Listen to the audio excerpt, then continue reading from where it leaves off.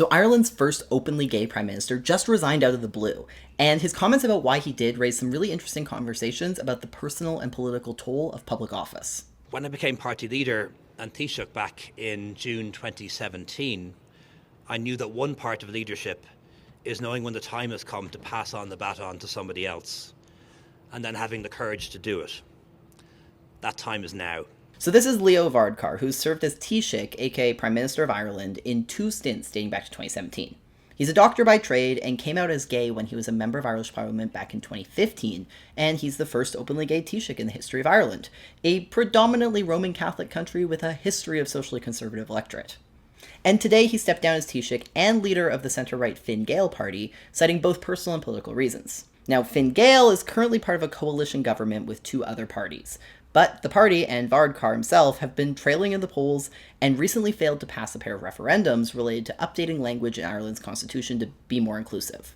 And Varadkar is actually a really interesting case study of positions shifting over time. While his tenure may be best known for his championing of marriage equality and abortion legalization in Ireland, he previously was against both movements.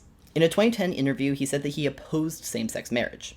However, after coming out as gay publicly in January of 2015, he became a staunch booster of the country's marriage equality referendum that year. And following the referendum's passing in May of 2015, he said the result positioned Ireland as a, quote, beacon of equality and liberty to the rest of the world. And similarly, in 2010, Varadkar stated he was opposed to abortion access.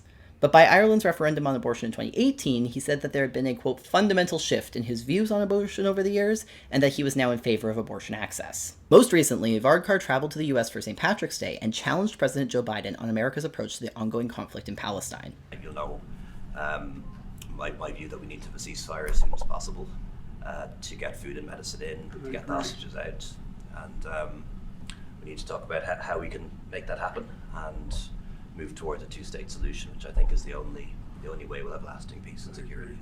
Now, Varadkar said he didn't have a specific reason for resigning, but he referenced how he could not, quote, give it everything anymore. And despite the challenges, would wholeheartedly recommend a career in politics to anyone who's considering it. However, politicians are human beings and we have our limitations.